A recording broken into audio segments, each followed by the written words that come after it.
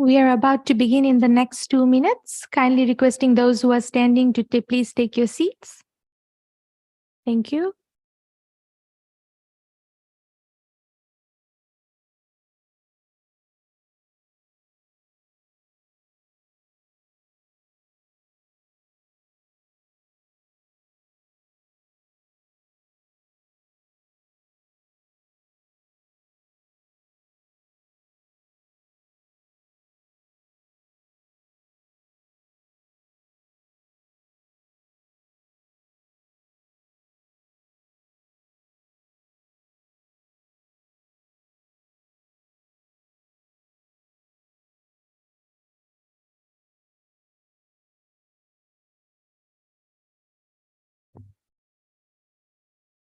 All right. Warm Pacific greetings to you all. We welcome you to the final and exciting day of the USP Entrepreneurial Fair 2023.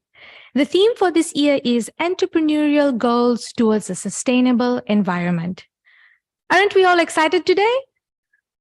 All right. Before beginning, I would like to thank you for joining us face-to-face, and also thank you to those who are joining us live via Zoom and YouTube streaming. I would like to thank our major sponsors, Westpac, Sun Insurance, and Fiji Water, our co-sponsors Fiji Ports and Coca-Cola Euro-Pacific partners. Let's begin our final day with our first presenters, Ministry of Trade, Cooperative, SMEs, and Communication. Please give a round of applause for the ministry, please.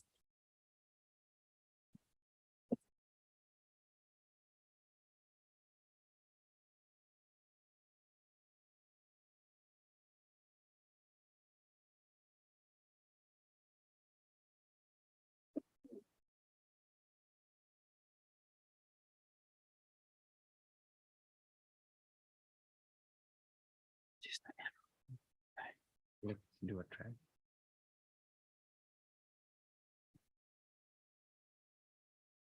Second slide, right?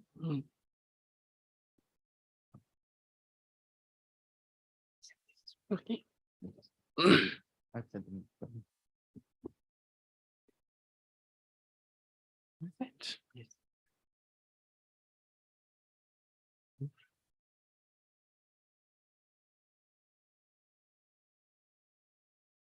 Yeah, Ravinaka, and good morning to you all.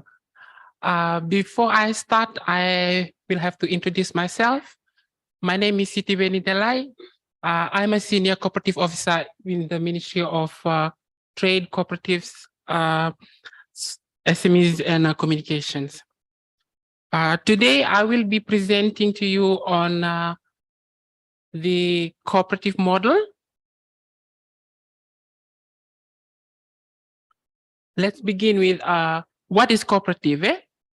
Cooperative is a legal entity which, one, promotes economic and social interests of its members by providing services with which the members needs. Two, practice fair and transparent business activities for their members. In a cooperative model, it is very important to note that it is not so much of a business engaging to maximize their profit, but it is more into a cooperative focuses in increasing and providing services to all its members. In a very nutshell, a cooperative is a very old concept which our forefathers and in the olden days they normally engage with to help enhance their everyday livelihood. The cooperative principle, we have 7 cooperative principles. The first one is that it is voluntary and it's open membership. Like in a cooperative model, it is very important to note that the members needs to be voluntary and it's open to everyone. It is very important to note that every member that are willing to be part of the cooperative needs to be come within their heart, and no one has to force you to become a cooperative member. The second one is its democratic member control. The third one is that members' economic participation is very important.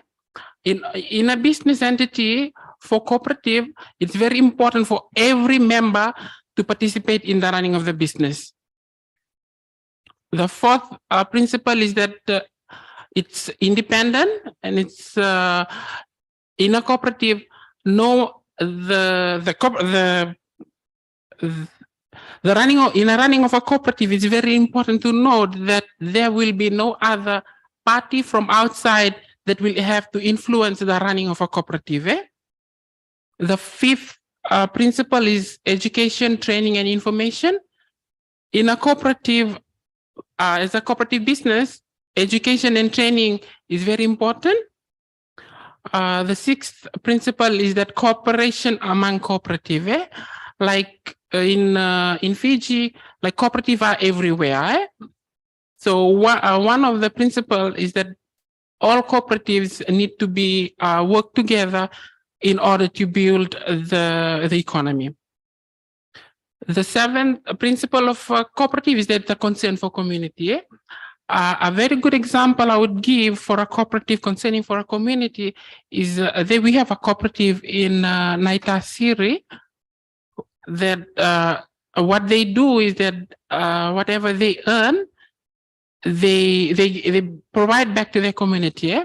As the cooperative, what they do is that they build the footpath in the village.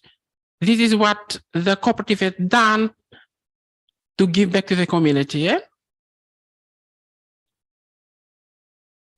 So, the next one is cooperative values. We have 6 cooperative values over here. The first one is self-help. The second one is self-responsibility. The third one is democracy, equality, equity, and solidarity. It is very important to note that these values is very important in running of a cooperative business, because in a cooperative concept, the most important thing to note is that cooperative not so much about earning a profit, but what we have to give back to our members or the community that we are living in.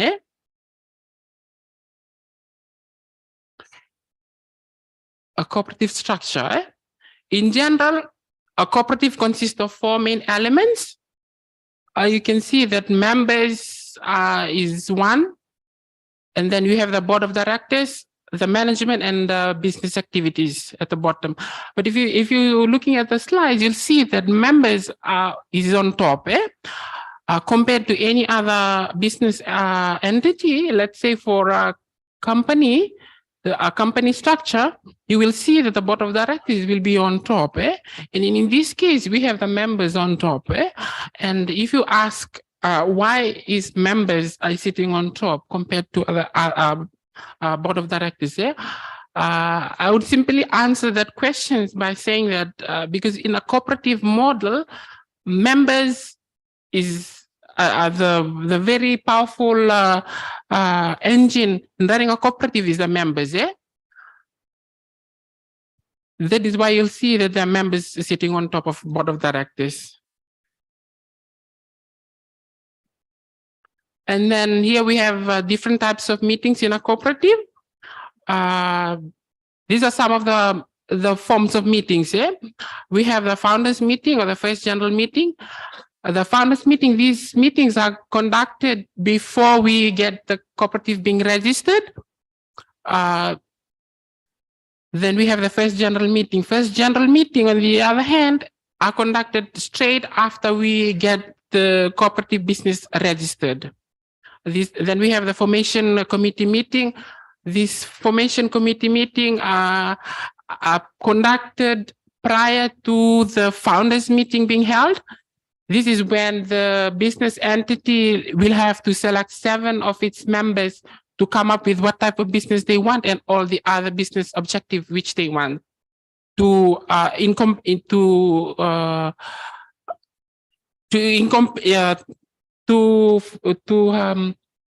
let it in the business plan. And then we have the annual general meeting, which is it is a must for a cooperative entity to have this AGM done on a yearly basis. And then we have the special general meetings.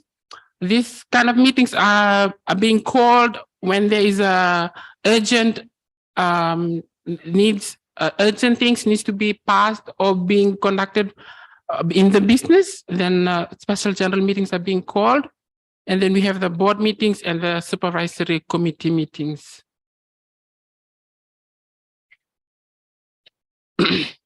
On these slides, I'll be talking about the criteria to become a member. The first is that the person should be 18 years and above, provided that it is not a school cooperative. In a school cooperative, then the age group will be from 14 and above. Then the second criteria is members should reside within the area of operation. The third criteria over here, that members shall apply in a formal writing to the board. The third criteria is that you need to be a citizen or a resident of Fiji. And then you need to pay a minimum share capital. You need to pay your share in order to be part of the cooperative. And then in these slides, we'll be talking about the cooperative sectors in Fiji. Here in Fiji, we have 14 cooperative sector exists in Fiji at the moment. On my slides, you'll see that I have put up a few examples of a cooperative that are operating in Fiji at the moment. We have multipurpose one. A very good example is at the FTU, the Fiji Teachers Credit Union. We have the sugarcane harvesting cooperative, the land purchase, consumer, dairy farming, agriculture, handicraft, thrift and credit, and then we have a lot more sectors of cooperative. Then why choose a cooperative structure? One is that it is democratic. It's a democratic organization, like I mentioned before. That a member. The reason why we say that it's a democratic organization is that there will be no interference from an outside organization into the running of a cooperative business. The second point over there is that easy and inexpensive to register. For cooperative, to register a cooperative, it will only take you $109 for you to register a cooperative. That's why we're saying that it's easy and it's not that expensive to register a cooperative. The third point is that it's a members driven, one vote regardless of the shares you held. You have a tax holiday on your first 8 years of operation. Training is provided free of charge for all registered cooperative by our Cooperative College of Fiji. Credit is limited to the amount of share you hold.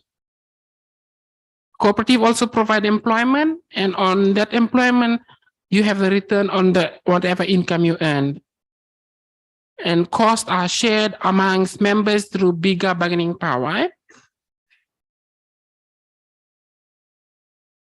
Like any other organization, you also have challenges, and in a cooperative model or structure, these are some of the challenges we face. The first one is that we have limited resources, lack of secrecy, absence of motivation and members' participation, and disputes and differences. If a member ask or question why we put there's limited resources, because most of the cooperatives that are registered in Fiji are from rural areas. And with that, there are not so much resources available for them to run a cooperative business like any other business entity that we see that are operating in our urban areas.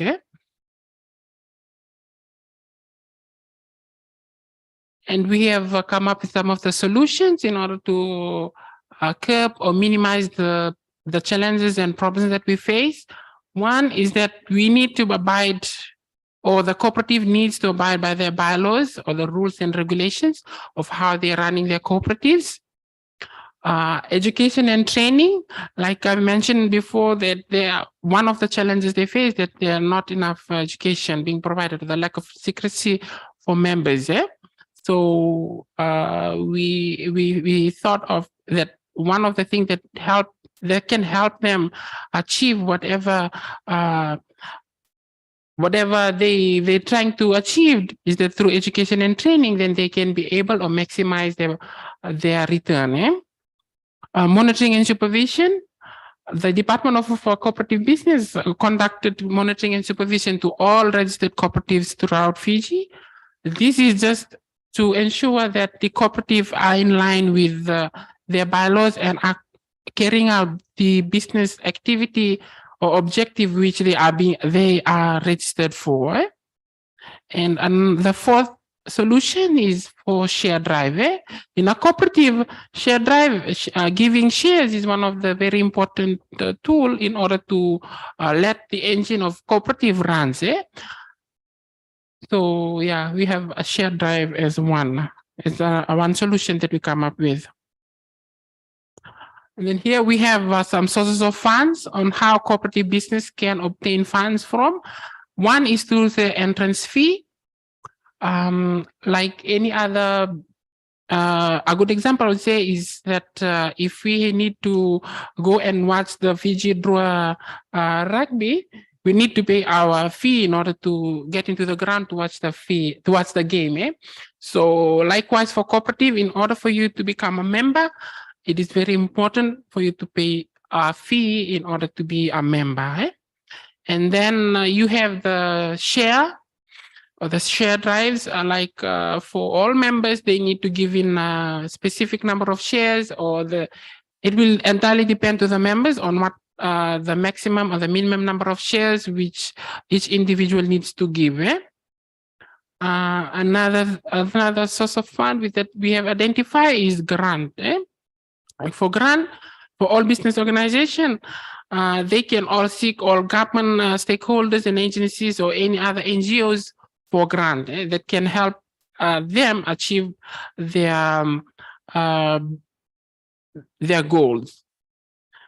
The fourth one is loan, but for us from the Department of Cooperative, we normally discourage cooperative to engage in trying to obtain loan, because as a business, starting up with loan is very, I would say that it's like a red flag for most businesses, because when you start operation with debt, your forecast will tell you that it's not a very good option to begin with loan. But yeah, for bigger cooperatives, we could encourage them to diversify and can obtain loan if they want to expand their business activity.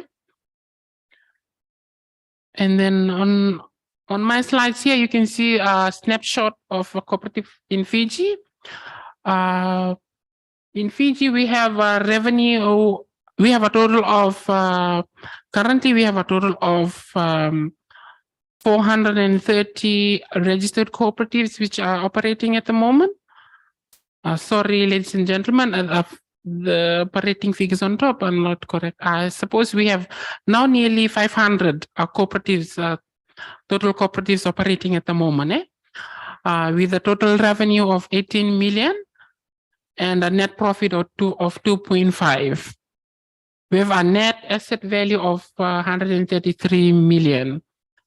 And in cooperative, we also, one of the main objectives of cooperative is that we need to encourage more women to participate. Not only women, we also encourage youths and people living with disability to involve in this type of business. So yeah, you can see that we have registered a total of 30 women cooperatives. And the total membership of cooperative at the moment stands at 26,000. And over the past 7 years, the Department of Cooperative Businesses have conducted a total of 167 trainings throughout Fiji. And here you'll see the cooperative registration and the process. We have a total of 5 steps in order for you to be get a cooperative being registered as a legal entity. The first steps is for you to go through an awareness. The members needs to be uh, to be to be the highlight on some of the areas which we need, which the department needs the cooperative to be to be, to have a fair idea of what cooperative is about. Because in most areas we've noticed that they have very little to no knowledge about what cooperative is about, and they come running and wanting the cooperative to be registered because they want a financial help from any other donor agencies, and they want their business to be legalized as a legal entity. And then once they're registered, there are other compliance issues which the department needs the cooperative to follow, which they have no idea about. So we will require the group or the entity to go through a thorough awareness before they get registered as a cooperative. The second one is for the group to have their formation committee formed. And then after the formation committee is formed, then we will allow them to conduct their founders meeting. And on this founders meeting, then they will discuss about what their business objective is about, their bylaws, what they will need to all incorporate in their bylaws, their do's and don'ts, and then they will all discuss it during this founders meeting.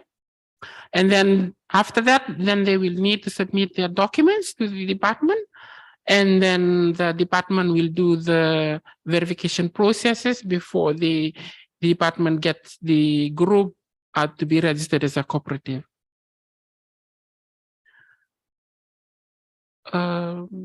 Here we have the post-registration. After the cooperative has been registered, then the first thing we do is issue the certificate, and then requested the cooperative or the group to get their TIN number, because they are registered as a business. Like, it is very important for them to have a TIN, and then for the business to have their bank account open, and then ensure that this business entity or this cooperative compliance with other requirements like the NFA or OHS and other requirements. Once the cooperatives has been running, then the department will need to see some of the reports on the other side need to be submitted by the cooperative. One is that the annual account or the annual reports of the activities of the cooperative. 2 is the audited and approved financial reports, the minutes of the meetings, and also if sometimes like the group or the cooperative amends their bylaws as per their business objective. Like once they are running and then maybe they want to diversify, and that particular objective of that business is not reflected in their bylaws, then they will need to amend and then submit it back to the department before they carry on with that particular business activity. And ladies and gentlemen, here is a short video of one of our successful cooperative in Fiji. Let me just play your video.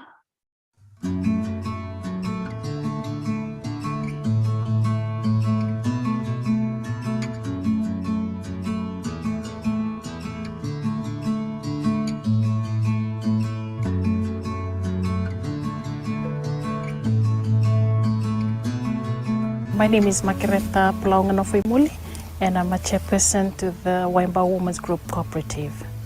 Okay, the Waimba Women's Group already had started 2 years ago in 2019, and then comes to the lockdown. We had already started selling frozen root crops.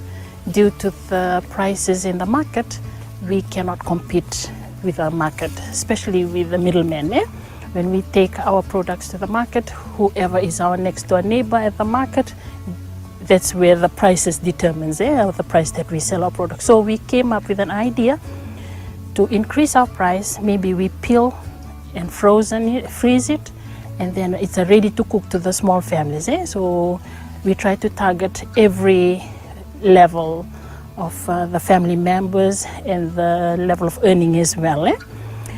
And comes the lockdown, that when we just got registered with the cooperative, we got our membership with the cooperative, and then comes the lockdown. So I was on the other side of the border while the ladies are on this side. So what we thought, we exchanged. That's when we started opening the shop. I bought the products from Suva, from the supermarket, and we do the exchange at the Sawani border, and they bring the peeled products. At that time, money was quite difficult for them in this side, on this side, because they were not able to access the market at that time. So our shop was doing very well because we were able to sell that the money, like we didn't put a lot of margin on the products so that it is affordable to the people in this area. Otherwise, if they have to travel to Sawani, they have to pay for a private vehicle, which is $10 one way, and then $10 return. That $20 they can just walk down, and that can be a $20 flour, sugar, and tin foods. So that's how the shop, the cooperative, started up. So it was, I think it's a blessing in disguise, the lockdown, because we managed to get that up and running. And during that time too, previously, prior to the lockdown, there were small shops opening, but not registered, not formalized. But when we formalize, we make sure that ours is formalized, so that when these competitors comes in, we know that we stand the ground, that we are registered. So that's how the cooperative started then. For the agricultural products grown on the farm, we have ginger planted. A few of our ladies planting ginger. They have harvested already in the last season. They did very well. They planted they planted half an acre. But they achieved so well. Their yield was very good. We also plant dalo, cassava, and other fruit trees as well. The fruit trees and the investment trees is something that we are going into as well, like the ndakua. Like this had already been provided to us before we registered with the cooperative by the Ministry of Forestry. They provided us with ndakua, the mahogany, and other investment trees. And then we know that it's going to take time to get money out of it, but at the same time, it helps us to recover the carbon footprint. So because our forefathers previously, maybe it's the lack of training or lack of advocacy on how the land is going to be damaged by the fertilizers being used without the replanting of trees. And that is something that we are going into. The ladies are also planting flowers, so it's easier for them to take by bus. Majority of them are traveling by bus instead of having their own private vehicles. And fish pond is the only extra monetary income that we are using right now. Some of them are planting yangona, and but otherwise, majority of us are planting tapioca, cassava, tapioca, dalo, and ginger. During the season, the fruity season, like guava and the wheat that just got past, we were cooking jams, and so we're selling it out. So it's the same scenario. A certain ratio goes to the cooperative, and the rest goes to them, because what goes to the cooperative, we have to be mindful of the delivery. Home delivery is one of the major things. So you have to pay for the fuel when you deliver. So those are the kind of things, and so is the sugar, so we add in a few things. So they buy the sugar from the cooperative, they go and cook their jam. So it's a two-way thing, so it's a cycle kind of thing. Yeah. Two of our ladies harvested their tausala during that period of time, though there was a lockdown, and the tausala was bought at $4.95 a kilo at that time. And Lemba is one of them, and another lady, Alisi. They managed to earn close to 7,000 from that sale. So even though there was a lockdown, there was everything closing. But when we see in that area, when they still manage to sell, for us it's really a blessing again. And at the same time, it has opened up doors for us to start up with our shop and also enlarge our territory in the Suva area. Previously, we always do delivery, home delivery on Saturdays only, but during the lockdown, we open up for 2 days, and we also managed to buy another deep fridge in Suva so that we can cater for the root crops. From us, Wemba Women's Group Cooperative, we think that the cooperative is something that the Fijians, Itauke, will be successful in, because our lifestyle is a lifestyle of communal work, the Sole Solevaki, and that is something that we advocate a lot, the Wemba women. You cannot get paid to do the work. It'll be much nicer to do it for free, but do it together, communal work, and then you have a success towards the end. At the end of the day, everybody is winning, so you get experience from other ladies as well, and you also improve the life of your other colleague. So, for example, for us, when somebody's ndalo is pulled, the ndalo planting materials is ready, can be supplied to other neighboring ladies. So, for us, cooperative is something that is very useful if we only work together, have a teamwork, and always have the objective to work toward the goal. And every time that we work, we set targets. By the end of this particular month, we achieve so and so forth. So if the Wemba Women's Group can do it, definitely other cooperative can do it as well. Women out there, it's possible. It doesn't mean that farming is for men only. No, behind every man there is a successful woman. I mean, behind a very successful man there is a woman. So if there is no woman, there's no success. So definitely, if woman, you can do it. Whether man is there or not, you still can do it. Thank you.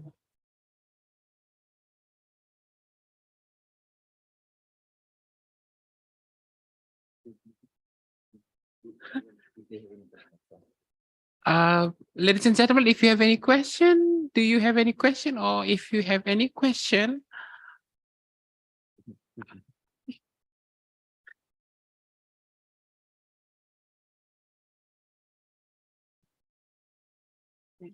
Which one is the next slide?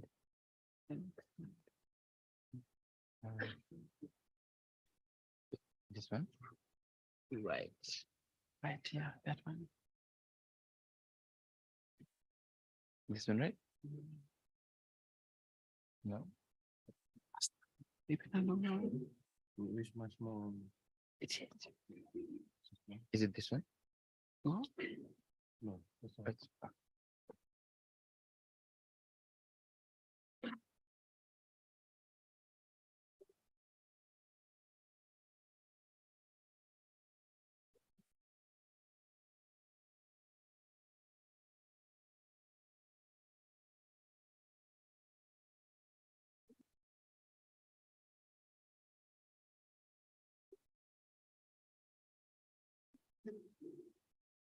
This one? Wait.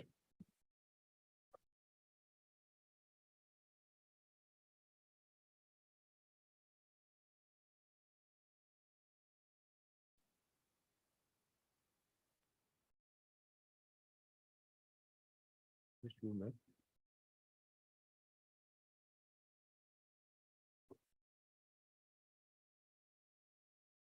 You have any question? Okay. We had one, No? but I guess it's not working. It's not working. Okay, let's look it. Okay. There you go.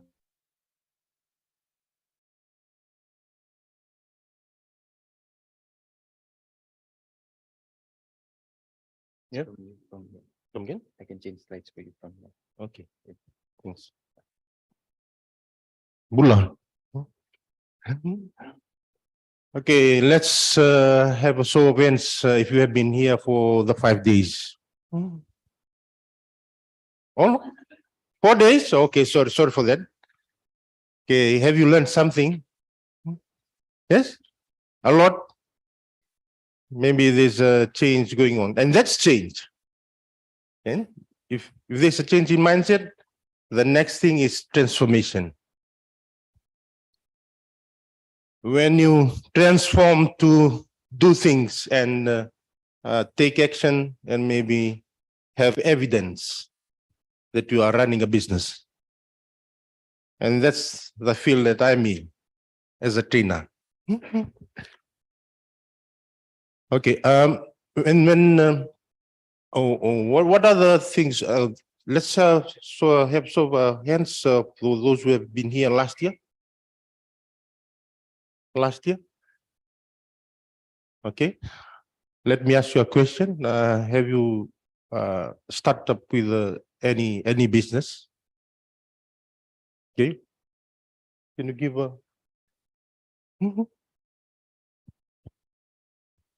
Sound.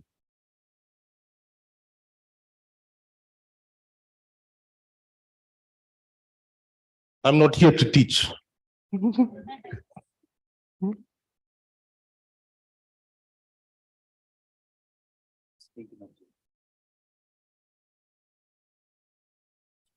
Can you share a bit of what you have done in terms of the impacts of training last year? Okay, Bola Vinaka, my name is Rota Salio. I'm from Yasawa and I'm married to in Tailevu. Yeah. I was here attending the entrepreneur last year. Yeah. And I was start up my business. You can see me, I'm wearing one red chamba. Yeah. And this is what I was learning from yesterday from Rosie Embassy. Yeah. This is my own design. It's my story. So I'm start up my business. I do all the handmade craft, like kesa, making jewelry, earring, and necklace, and also do cruiser. You croquetting your handbags and using the raffia, and the pom-pom are using the yarn. And I'm so thankful that I am one of the entrepreneur last year till now. Let's give a hand of applause. So that's what training does to anyone who comes into any kind of training or any kind of awareness or capacity building. And that's what you should do after you walk out this building. Yes? After 3 days or 4 days of training in any aspect, that should be the result or the output of what you should. Well, let's go on to my slide. That's where I'm from, and a bit of background on the cooperative college. We provide training for 50 years and established in 1960, and then, which was back then, training center, and then transformed to Fiji, Cooperative College of Fiji. We also registered with the Fiji Education Commission, which is a monitoring body for all the education institutions in Fiji. And that's it. That's our college. Our objective is to promote, strengthen, and develop cooperatives and SME via quality training. Okay. The next objective is to facilitate capacity building for our cooperative officers. Those are the training that we offer at the college. We have basic bookkeeping stage 1 and 2. Start your own business. If you're planning to start your own business, we have training for you. Business plan. There's a session for that. Normally 5 days. cooperative management and leadership, financial literacy, basically on savings and spending and investments. And lastly, cooperative awareness, which is free of charge. So those are the training photos, galleries that we do, our job. Board training in Moinikoro, empowering our cooperative officers, on the job training, certification. And that's one of our prominent cooperative in Fiji. We've conducted cooperative management and question and answer. My message to you is there have been a lot of inputs, learning, but we focus less on our output. Yes? So that means from now on, please focus more on your outputs. And that's my very simple message to you guys. Thank you.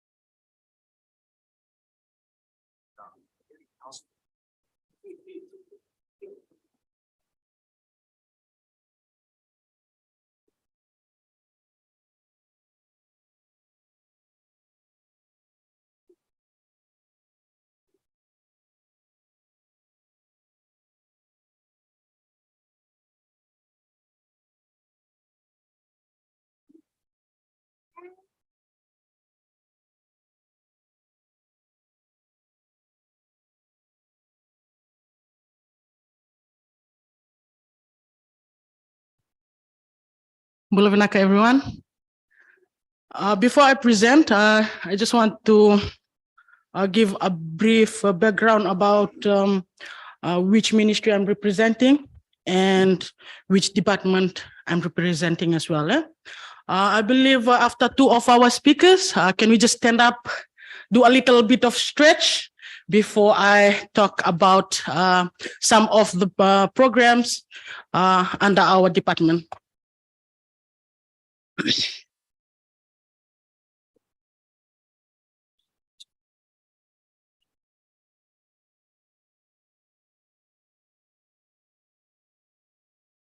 Vinaka, you can take your seat now.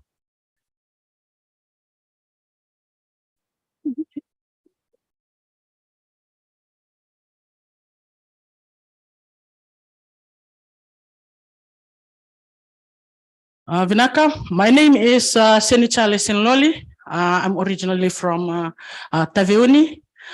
Today I will be presenting on our department. We are from the Ministry of Cooperative, SME, Trade, Cooperative, SMEs, and Communication. The two speakers that already presented before, they represented the team from the cooperatives, and I will be presenting from our MSME team.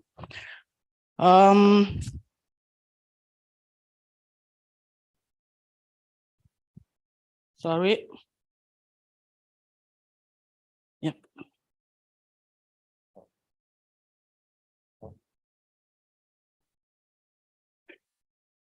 Okay.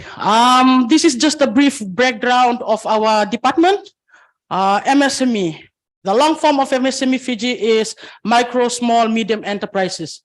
And our department is responsible in formulating, implementing, and enhancing policies, especially in developing micro, small, medium enterprises. And we not only formulate policies, we also facilitate business training, mentoring, advisory, business advisory. I have my colleague here, Antonio, as well. He also one of our senior business advisory. that give business advisory. In case you need business advisory, you have a business idea and you are confused with what's the next step to take. We are here for you. We will be able to give you business advice on maybe some of the things that you're confused of. Our department is there for you. The last one is we also do monitoring and evaluation. Monitoring and evaluation of the related projects. In our department, we have 5 projects. So after a recipient or an applicant is be given a grant, we have a monitoring team that goes out and do monitoring and evaluation to see the impact of the grant that is being given to an applicant. These are the impacts of MSME. The first one, it contributes 18% MSME. I believe majority or all of you that are sitting here today, either you have a business on your own or you have a business idea at the back of your mind. Just an impact that we want to show, you are contributing to the economy as a whole. Yeah? You are the engine of the economic growth in our economy. Not only that, you also contribute 60% of the total employment here in Fiji. So you might be asking, what is MSME? So, and how, I have a business, where do I belong? Do I belong in the micro enterprise or do I belong in the small? This is how we determine it. The MSME is long-term, as I have already mentioned, it is micro, small, and medium enterprises. In order for you to determine which enterprises you belong to, for micro, your annual sales turnover has to be from 0 to 50,000. So your annual sales turnover in a year, if it's between 0 to 50,000, you belong to micro businesses. If it's more than 50,000, 51,000 to 300,000, you belong to small enterprises. From 301,000 to 1.25 million, you belong to medium enterprises. So ladies and gentlemen, this is how you are being determined under which enterprise you belong to. Okay, is it clear? Okay, so as I earlier mentioned, we have 5 grant programs. The first one is the Young Entrepreneurship Scheme. The Young Entrepreneurship Scheme, the maximum grant that is given is 300,000. The second one is the National Export Strategy. The maximum amount is 100,000. We have the IHRDP, which is 100,000 as well, but it is a 1/3, 2/3 contribution. 1/3 is given by the applicant, 2/3 is given by the government. We have the Trade Enhancement Program. This is a grant program that gives out to micro business for $500. The last one is the Northern Development Program, or NDP. The maximum is $10,000. So I will just briefly go into details regarding all the 5 grant programs. The first one is the Young Entrepreneurship Scheme. The whole reason we'll be emphasizing more on this grant program, I believe all of you that are here today are in that category, the youth, youth age categories. So the whole reason this grant program was initiated, it is for the youths or those that have already graduated from the university but was facing difficulties in finding jobs.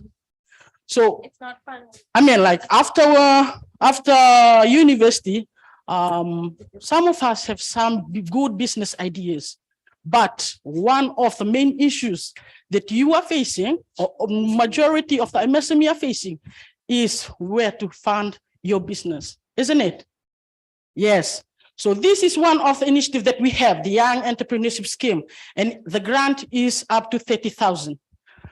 So the idea of coming up with this grant program is for youth not to be job seekers, but job creators. The second one, these are the 3 main criteria that we look into when someone is applying for this grant program. The first one is your age group has to be between 18 and 40 years old. The second one is applicant has to be a Fijian citizen. And the third one, this one, we always emphasize on this one. your business idea or your business project has to be innovative or unique.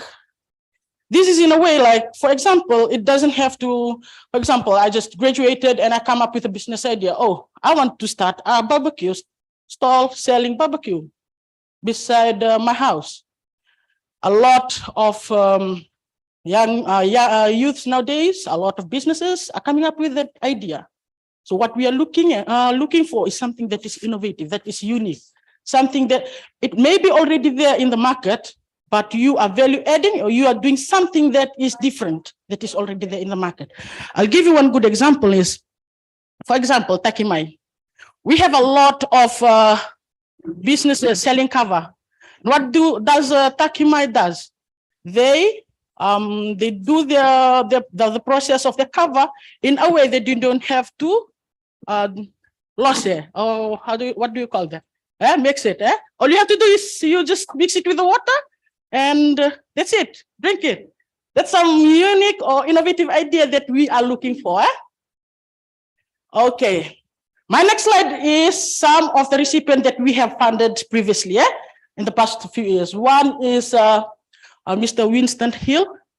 These are some of the things that we funded. As you can see on the green box, those are the things that we funded to help his businesses. The second one is Sing Physio Clinic. On the blue box, those are the things that we funded. And please do remember 30,000 is the maximum. If your project is more than 30,000, you need to start thinking where you're going to fund that extra. Okay, the second grant program, this is the National Export Strategy.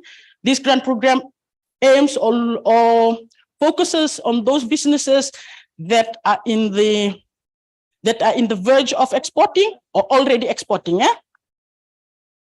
The maximum funding is 100,000. One of the things that we always look into while we receive application, your business, the thing that you want the government to fund, or for example, the 100,000 that you want to buy your stuff, it has to be capital expenditures. We cannot fund something that is operational, for example, your rent or something that to start off your business. If you're in the verge of exporting, you need to be in the local market for more than 2 years.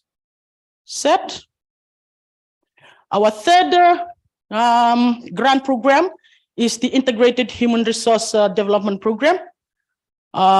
These are some of the criteria that we look into before we give out our grant.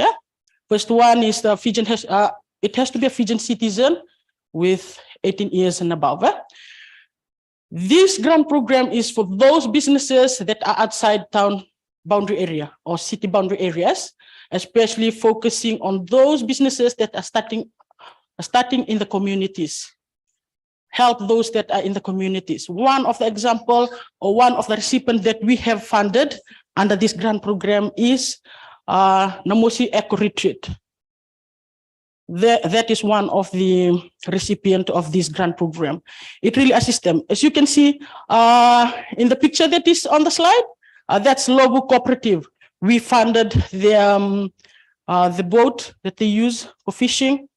And this grant program, like I already mentioned, it's 100,000, but it's a 1/3 to 2/3 contribution. For example, if the boat that you want to buy with 60,000, 1/3 of that 60,000, you have to fund, and 2/3 is the government grant. You can bring that 1/3. Like you can get it from a bank loan, or someone can loan it for you, as long as you contribute that 1/3. The fourth one is the Northern Development Program. This program assisted those that are in the Northern Division, those that have to be resided in the Northern Division for more than 12 months. This is an equity assistance, especially to assist those that in the Northern Division. The government is always emphasized on the look north policies. So this is some of the initiative that we are trying to put it out to the northern people that they can utilize in order to help them. The last one is the Trade Enhancement Program. This grant, it helps those that are in the micro business or those that are starting their business or have existing business that their annual sales turnover is in between 0 to 50,000. So you if you are in that category, you're starting off your business, the maximum grant amount for this program is 500. It's good. I mean, if you start off a business, a small business, this will really help you. And the grant is there. All you have to do is just tap into this grant, this assistance from the government. We have our office. We have offices that can assist you. All you have to do is come to us. We are happy to help. So this is just a short. I can tell it's a icebreaker or a saying, especially for those that are in the business.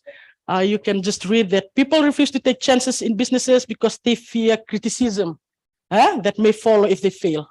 Especially in our I.T.S society, this is one major thing that we need to evaluate, the fear of being criticized. Take that leap of faith and start your own business.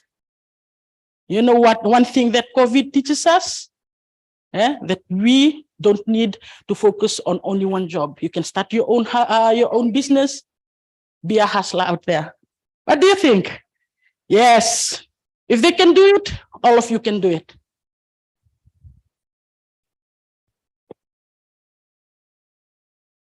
So our office is located at Civic Tower, level 2 and level 3. All our grant programs are available online. You can, if you want to read more on the criteria or more about the grant program, do visit our website. We have all our grant program. Even our policy is also uploaded. So have a read, have a fair understanding on the criteria that is needed, on everything that is needed before applying. If you face any difficulty in applying of any of those grant programs, do visit us in our office, level 2, Civic Tower. We are here to help you. I believe that is the end of my presentation. Question time. I will give only 5 questions if you do have any question, and then I will give to Mr. Aslam, our manager, Eastern, to present us with more on training, on training of businesses. Any question?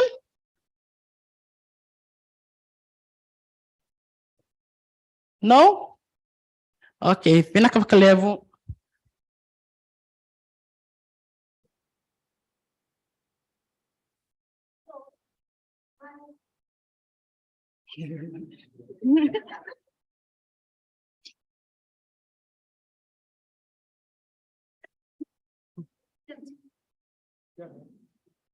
The regional cap. I'm doing my own business of selling. I'm very pleased that I've attended Wednesday and yesterday and today. Thank you very much for coming down to us.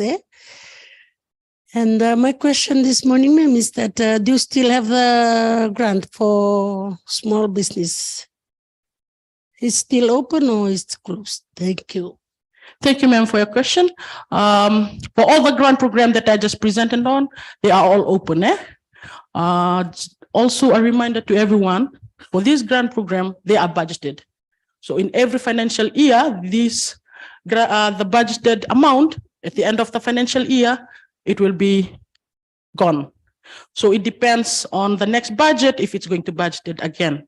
So what I will recommend, or my advice to everyone that are here, since it is still open, please to apply and make use of this grant program.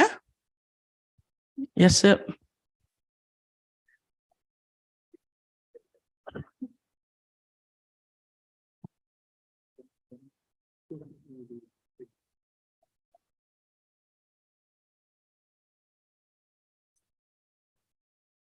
Right. Thank you so much for that very informative presentation. It's just a short question.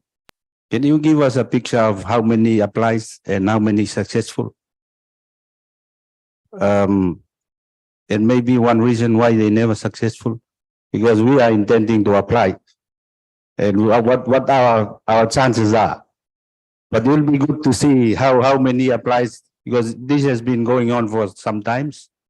How many applies and how many successful, and what are the measure of being successful, whether it's you make so many products or, but the picture of, just the picture of how many applicants and successful and not successful will be, give us a good idea of whether to proceed or no. Thank you. Thank you, sir, for the question. Actually, we have 5 grant programs, and we have different criterias for all different grant programs.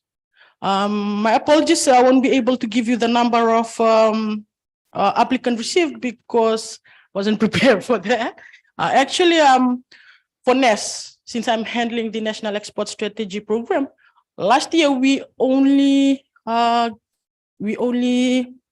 given 1 applicant out of the 21 that we received.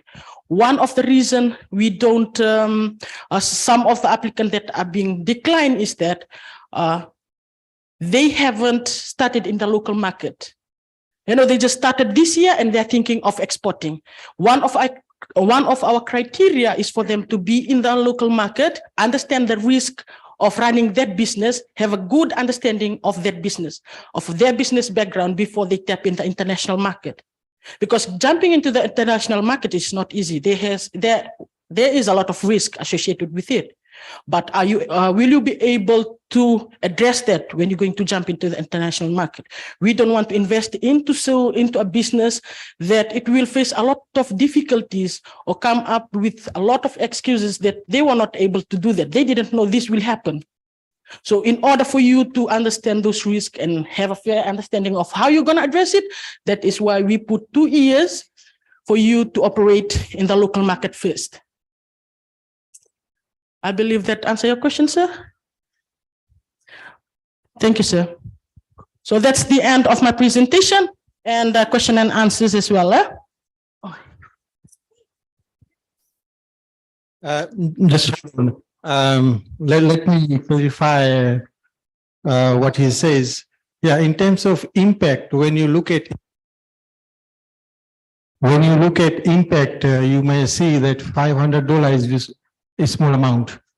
But if you go to Missouri town, you see people selling near Courts Fiji Limited, selling near RB Patel Supermarket. These are the recipient of $500 grant.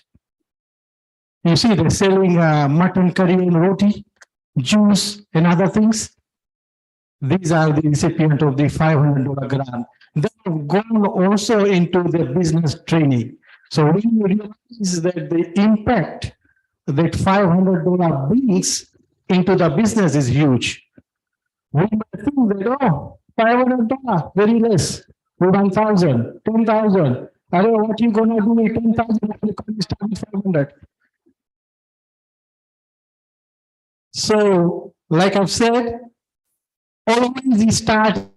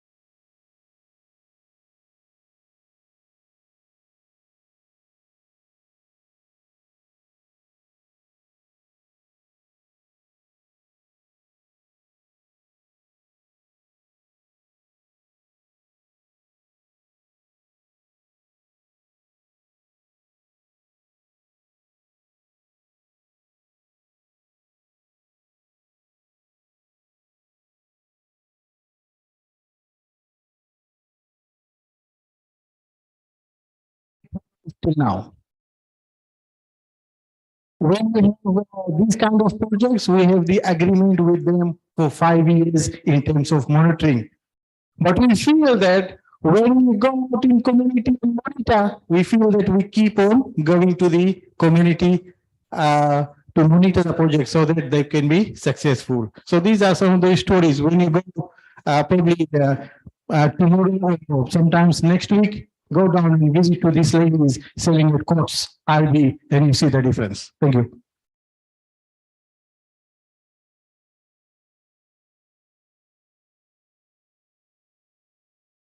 Sorry, to the gentleman who had asked about the question of the number of businesses that that we assisted. It's more than 48,000 with a value of more than 100 million. So since its inception in 2007, we've assisted that much businesses. And please just a reminder, before applying for the programs, if you could go through the policies that are there, follow the exact steps that are given, the requests, the requirements, because one of the issues we face during an assessment is, and where applicants lose out, is that they don't meet the minimum criteria for the so yes, if you could, before applying, if you could go and read through the policy, understand it. If you need any questions, we are here, as my colleague had mentioned. Yeah, just additional for my colleague. Thank you.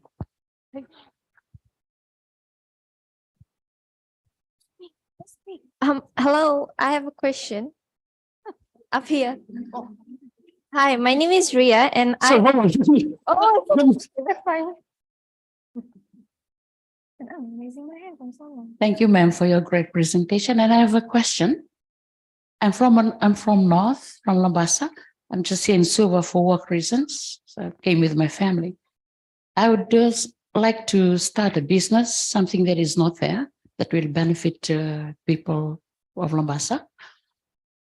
But my question is to you is, can I still access that? You presented something about the grants that are available for Northerners. Can I still, since I'm originally from there, I'm just here for work reasons in Suva, can I still apply for that grant? Thank you.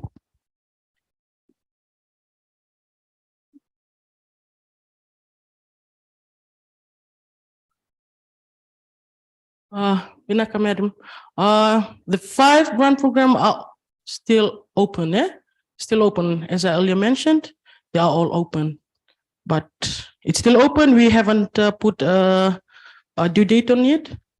Like I earlier mentioned, all these, it's a budgeted programs.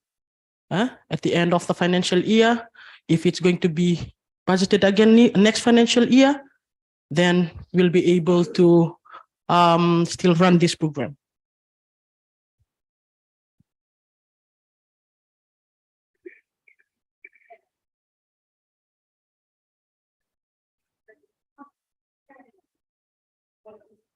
Yes, ma'am.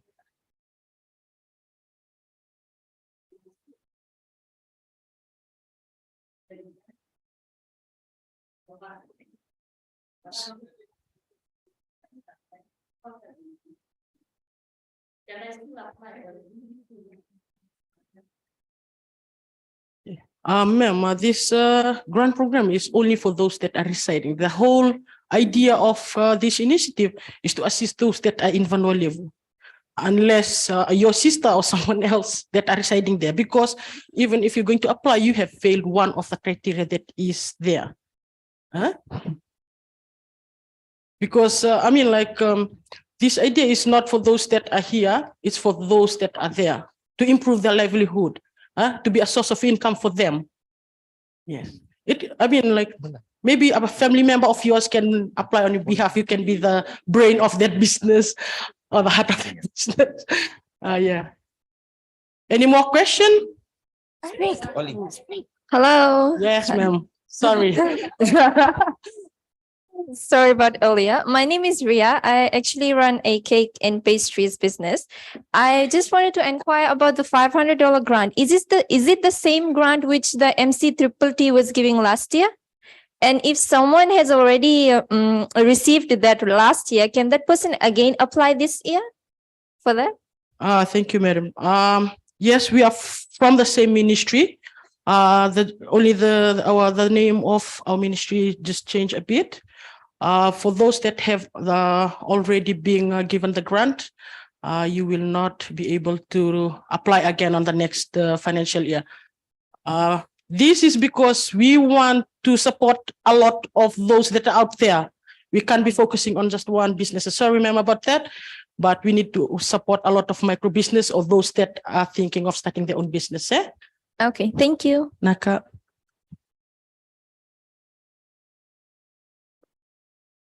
Blavinaka. My name is Nana. I'm from Yasawa, but I live in Wenandoye. We've been running our fish business now. It's going on to our 2 years of fish business.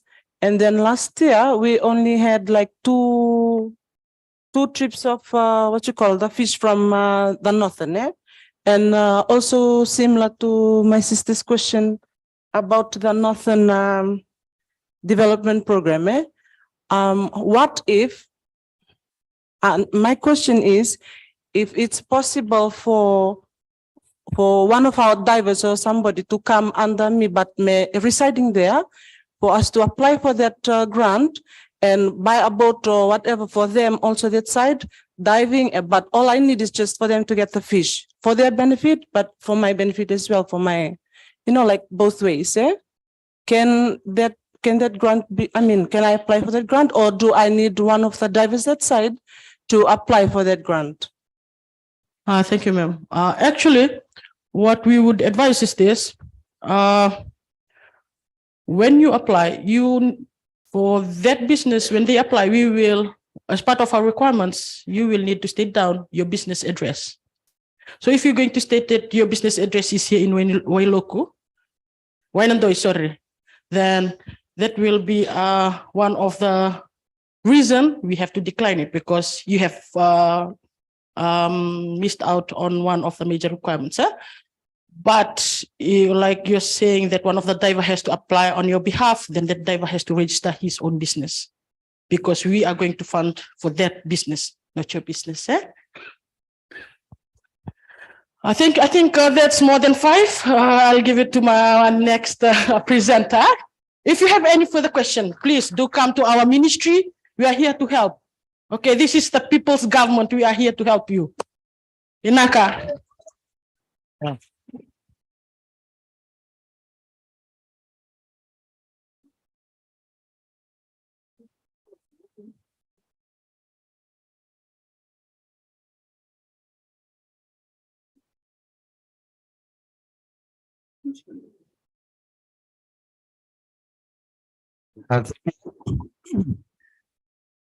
So those sitting here, my colleagues, they are from the same ministry, Ministry of Trade, Cooperative, SME and Communication.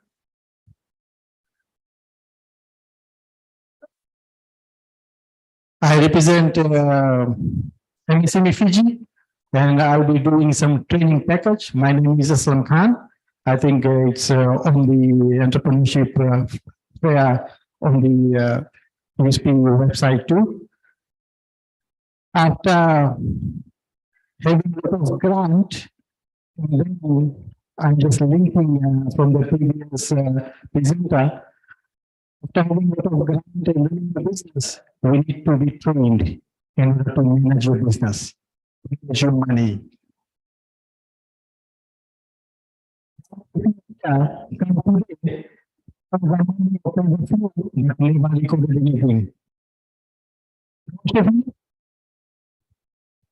When you go to the restaurant, just take out your pencil wallet and buy lunch, buy food, but never record what is the amount you expend. So this is part of business. This is part of training. These training packages in such a way that can be used at your home, not only for business, from home. So I'll be talking some of the business in terms of training package. Our colleague has already mentioned about MSME background. You can see I have highlighted we facilitate business training. So let's look at some of the business training we provide, we conduct in terms of running a successful business. One is generate your business idea. When you think of money, we want to do business. Yes, come to your mind. Sometimes our friends, relatives give a lot of ideas. Hey, you don't start this, you start this. And sometimes we cannot manage money, cannot run business successful. So this generative business idea is a program for people who wants to start a business but not sure of the idea to pursue, not sure of what business idea to go into. And then it also will be able to help you in selecting the best business idea you want to start. I've been going around in terms of training in local communities as far as underprint, under the people. And as far as Western, as far as Central, when I talk to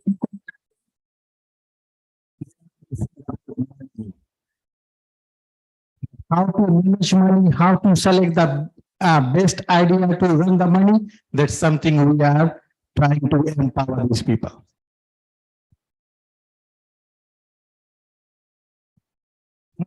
Generative business idea, we look at types of business. What is your type of business? What is the field of business? Field of business like construction, garment, restaurants or cafe. Types of business like manufacturing, wholesaling, retailing. And then we look at how to strengthen the entrepreneurial abilities, skills. Identify a list of business ideas. When we talk about business, we got a lot of ideas, but choose the best one. And then we also look at other people's experience, talk to them, how they're doing business, how well they're doing business.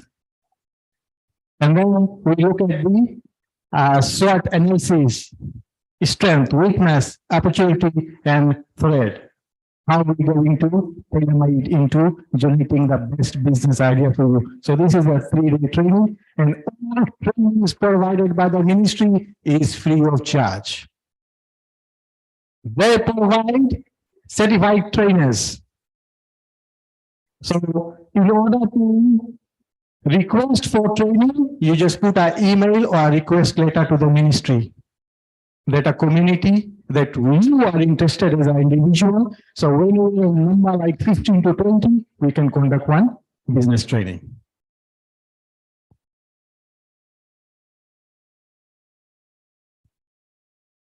The second training package we provide is start your business or business plan. This is 5-day training. It's a training program for potential entrepreneurs. A fiscal business idea for their own small enterprise. And this helps them to develop a detailed business plan and to get them started about the business. This is one of the training package we have in order to, everything is there, you want to start your business. You get the grant, everything is there, and how you're going to start your business. So in that package, we have the readiness to start a business idea, some of the topics covered, marketing plan, 4 P's, very important. What is your product? Where are you going to sell from, and how you're going to promote in terms of promotion. And then if you hire somebody, then staff or labor, and then what is your form of business?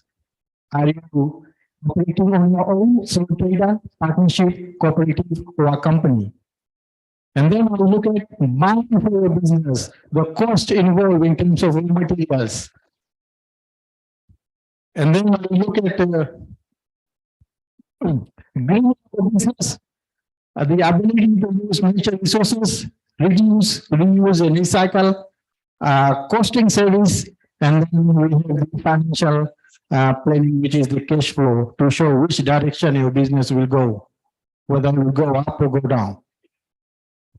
So this is the second package in terms of the business training we provide in the community for them to be able to understand and start the business successful.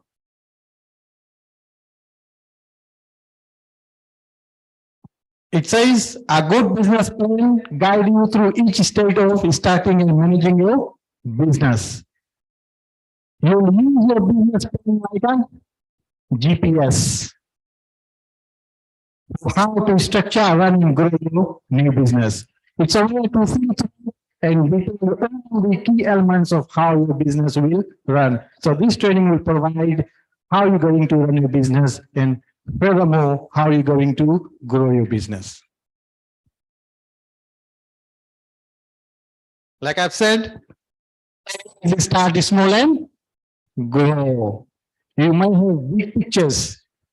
You can do this. You want to open a big business. What happens if you can't run successful? What happens to the money you put into the business? So always have the bigger picture back of your mind, but always start small.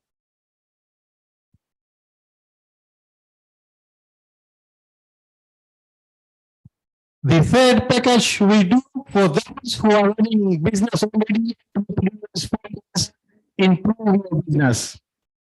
That's a 3-day package.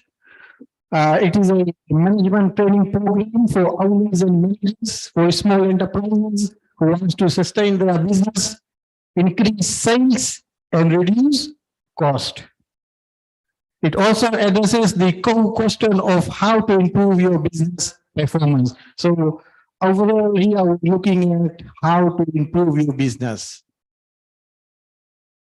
Whenever you do business, there should be 2 things in your mind. One, increase your sales, maximize your sales, and reduce your expense. Then only you will be able to successful in your business. What will happen if your expense is too high and the sales is low? You'll not able to make a profit.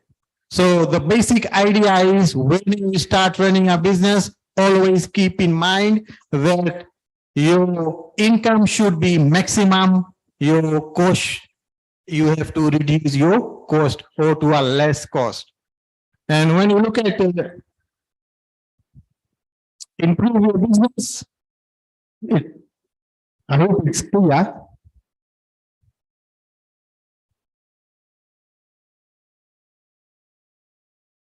Okay, in terms of improve your business, we look at the planning for your future, doing business analysis, forecasting, managing risk, and making plans. So these are some of the topics we discuss in terms of how to improve your business for that 3-day program. And this also includes marketing, record keeping, planning, and productivity. Like I've mentioned, this is one of the training that every community requests. And we have been working with organizations such as Fiji Arts Council, Fiji Fashion Week, the Minority Group, Pride Foundation Fiji.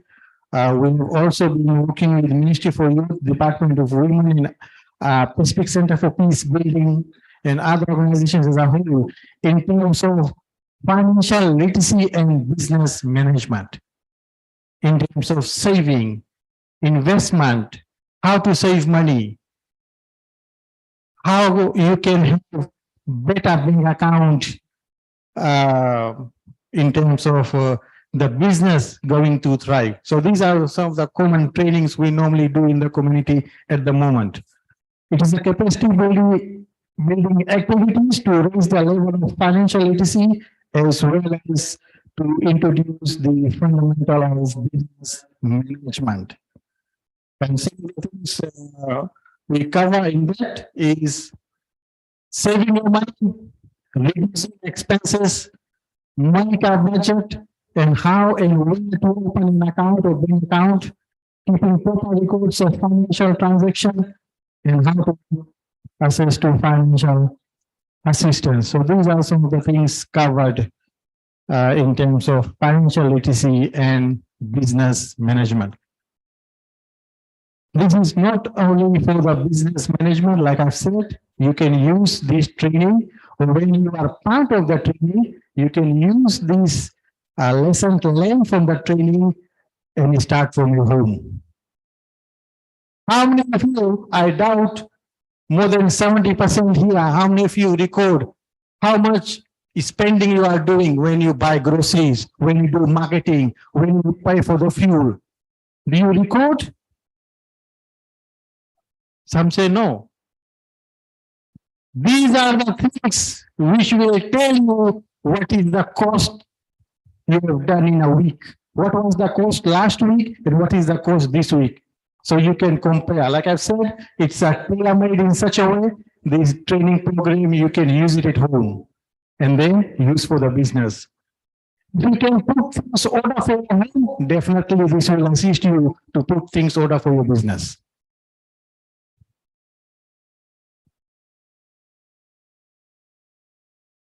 So with these few words, that's the end of the presentation in terms of the training package we have from MSME Fiji.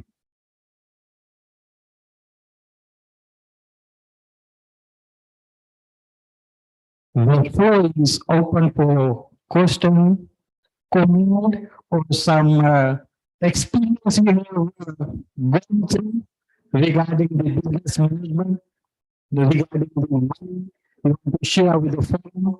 The floor is open.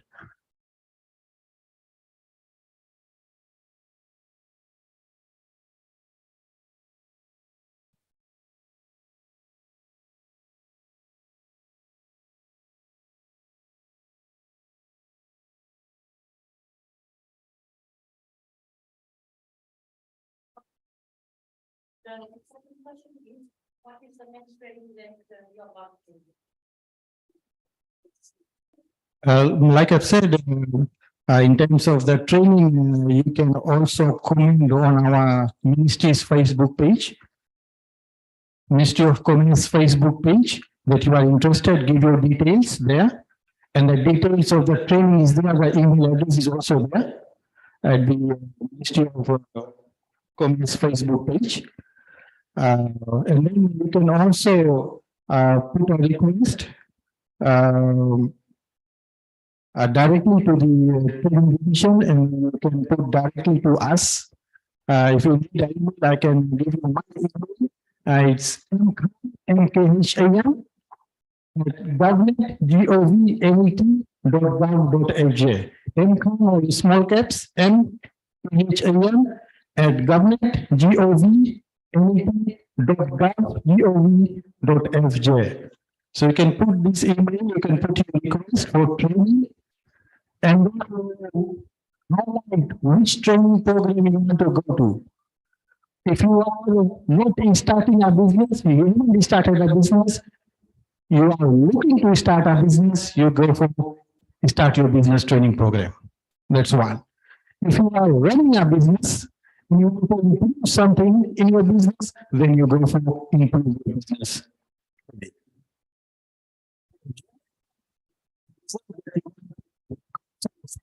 Literacy, business management, then you go for financial literacy and business management. So these are the 3-day program, except for start your business, which is 5-day program that includes producing business plan for your business.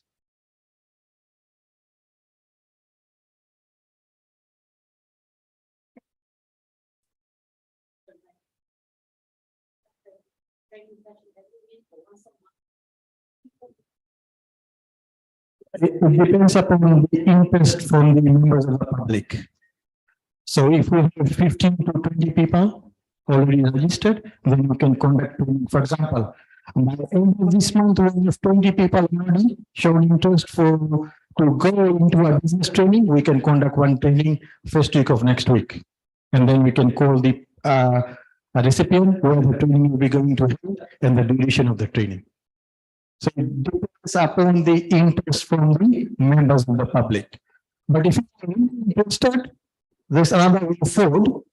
If you are really interested and then we could not have a number like the number is less than 10, and there's a training we are conducting with all NGOs, only around ministries, we can ask them to accommodate you in the training so that you are not missed out and you are still waiting. So these are some of the things we can do with our partners in terms of if we are really committed, really interested in going to the training.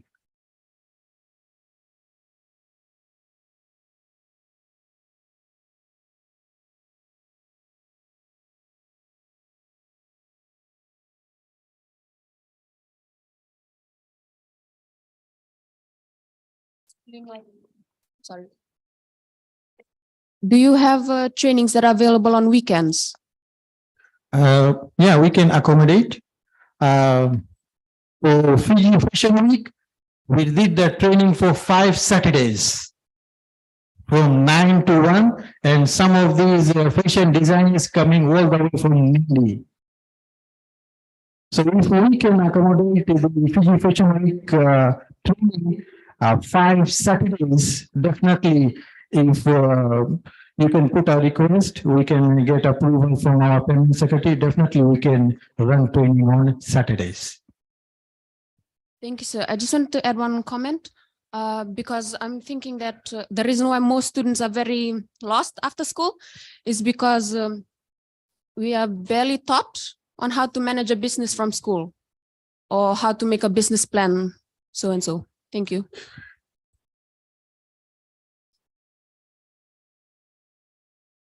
So in terms of training, we are very flexible.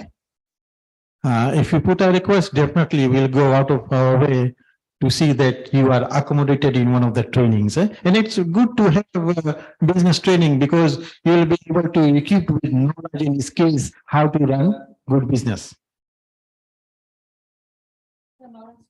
Sorry, I'm asking a lot of questions.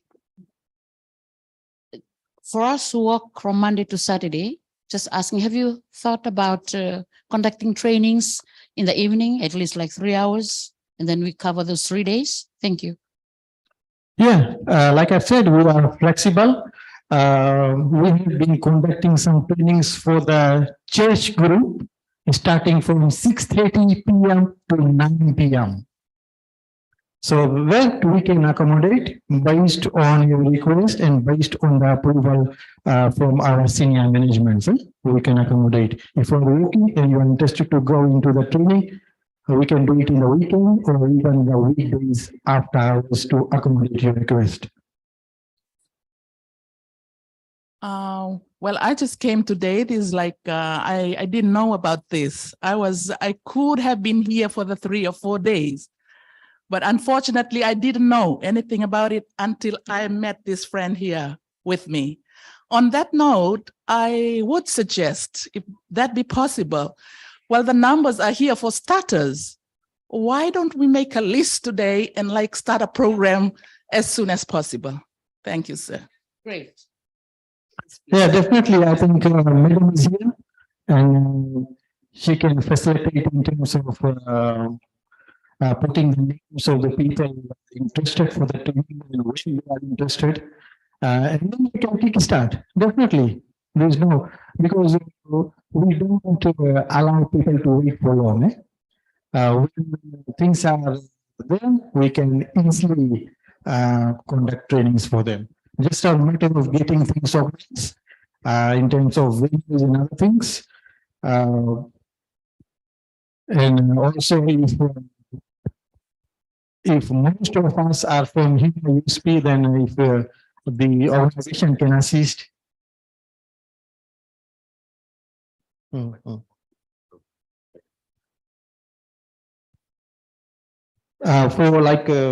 For students and staff, I think we can have an audience with USP in terms of training for the students and staff of USP. But for the general public, they can put a request, individual request or a group request, and then we can identify some of the venues which is close to your vicinity, and we can conduct trainings. Hello, sir. I've got a question. Like you guys have said, so many people you have given funds to. Is it available somewhere that we can see these many people you have funded and how successful they are till now? Yeah, I think this was answered before in terms of I'll ask one of the colleagues to answer your question. Sorry, that will be available if you request, then we can just give you the information. Because all this information has to go through our approval from our permanent secretary. So yes, so if you request, we could. It's like for the general public, if the people, if they'll see, they'll get interested. Okay, you have funded this many people and they are successful of your funding, say. Yeah. For encouragement of the other people to get the funds from you and apply that, eh? Yeah, we'll take that as a note and we'll discuss accordingly with our senior managers and maybe. Yeah, but that's a good idea. Yeah, maybe for more transparency and all. More transparency. Yeah, it's for informative as well. Yeah. Okay. Thank you. Hello.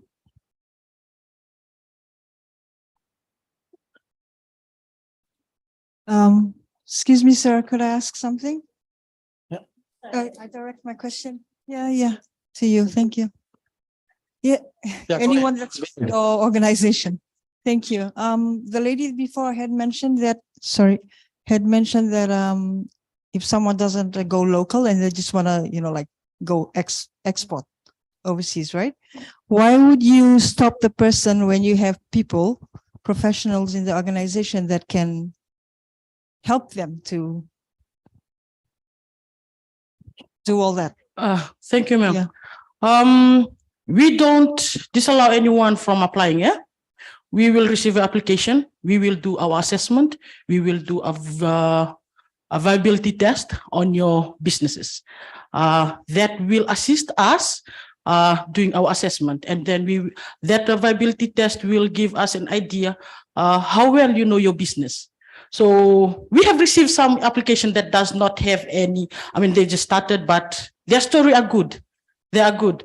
But like I said, we will do our own check and then we will see, is it good enough in the long run, not just in the short run, because the amount that that the government is going to invest in, it's 100,000.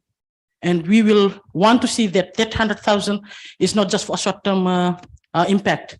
We will want that 100,000 to have an impact in the short run and in the long run, and to our economy as a whole.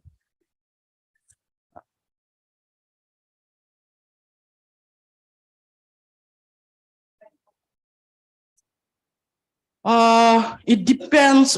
For the skill, I believe my colleague here will be able to assist that in terms of training. Yes, our ministry also provide training. If there is a request coming to a ministry, I believe my colleague also mentioned if you want to have a training, just put down your names. Maybe our facilitator here can just help us with that. If you are interested, please do so. Thank you, ma'am. Just to add on the investment, please be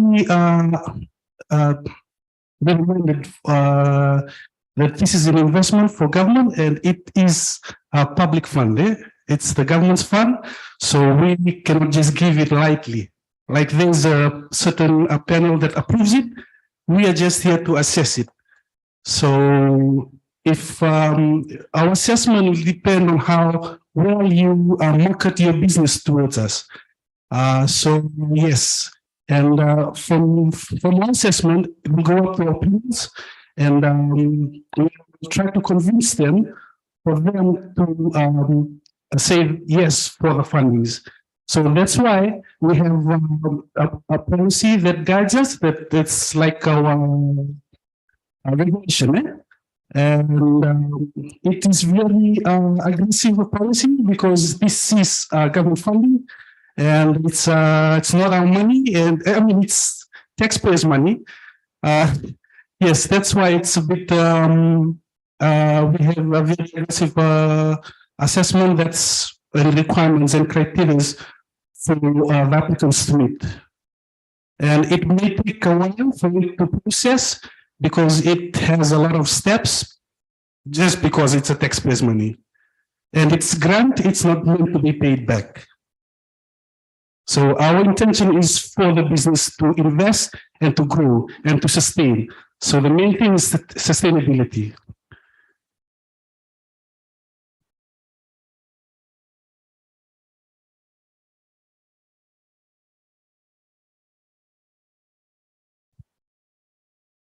Come again? In some areas due to the assisting them. Yes, that's why that's part of what we do at the MSME. We conduct training and give advices and launching. We also provide yes, one step away. Yeah. Well, yeah, if it sustains, yeah. Thank you. Thank you. I have another question too, please. My question is, what if we who have earned from our pockets and start with our business and then our business falls, can we also apply for the second chance? Like we didn't get the grant in the beginning, but we started our business from our pocket and we failed. And the second time we wanted to apply, can we also apply?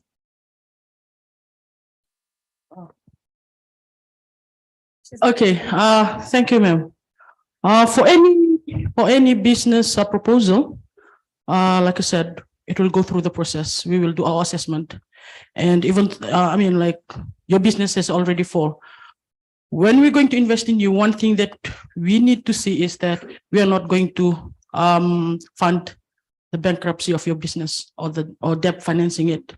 We need to invest in you for you to grow. For you to grow and for you to create employment out there. And we can be the financing and for you just to lift and then in the next, in the future, you fall again. That's why we have our trainers that will assist you in training you, assisting you in mentoring you, in order for you to sustain those challenges that you faced in the first place. Yeah? Thank you.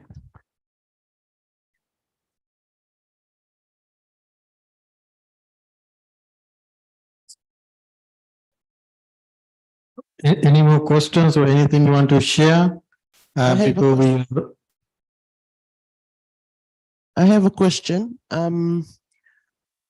Since there's two types of training, what are the difference between the training that you operate and the training that the second speaker is running?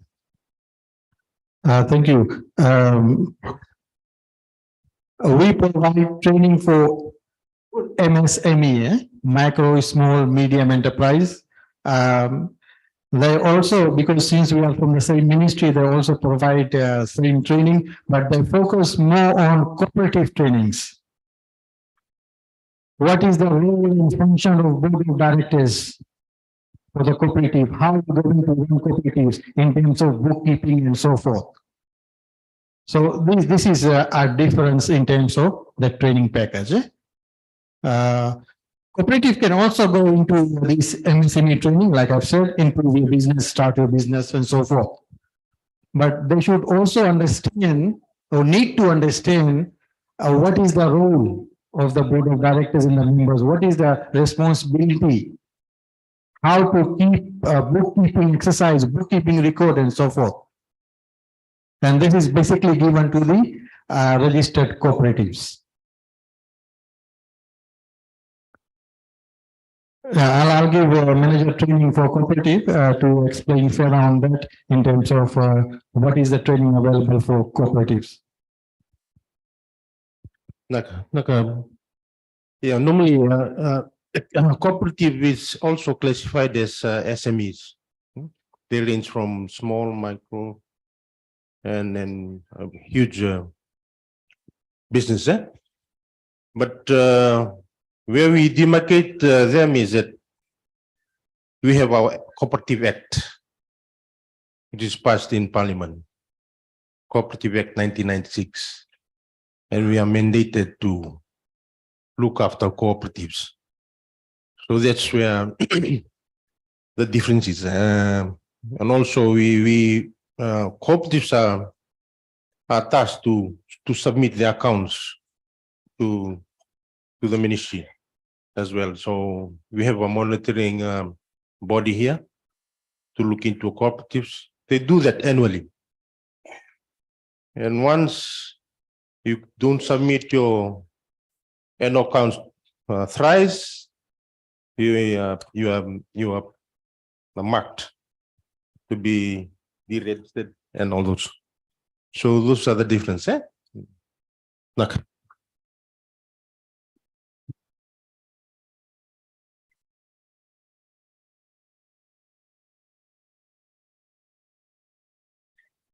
I have a last question.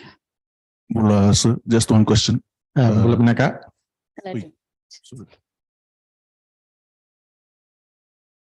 You go ahead. Let me do it. Okay.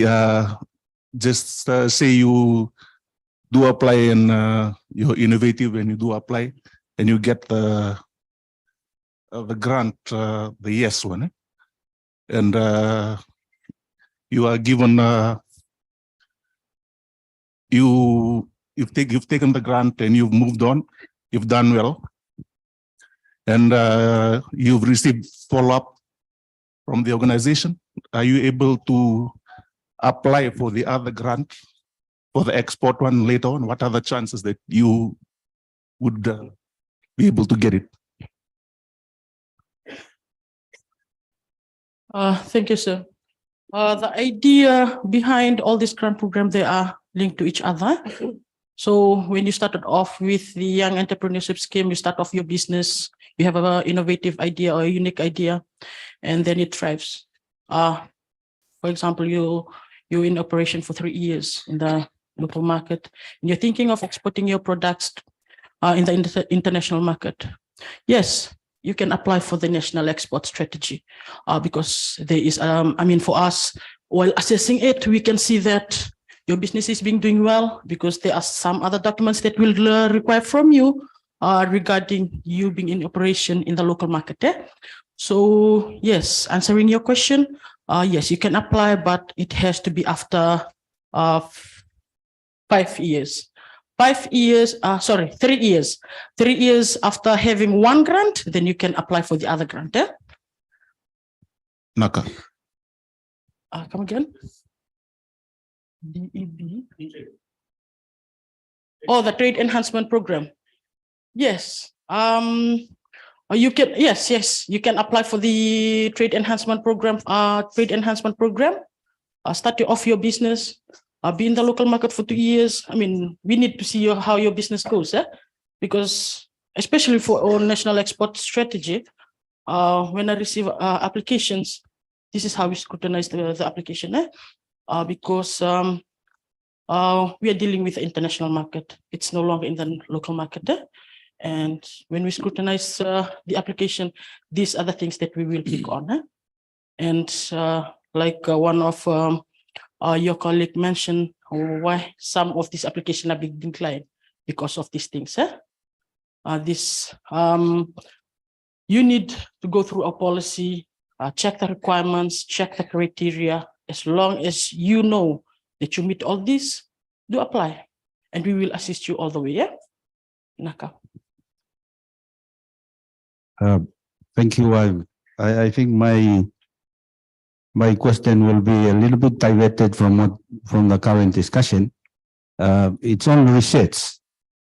I think there's a lot of just observing and listening to the presentation since this morning. I think there's need to be a research done, especially on the impact and the effect of the grants on the success of small businesses. I am from MET-USP, from the School of Economics. I am doing research on the micro and small enterprises.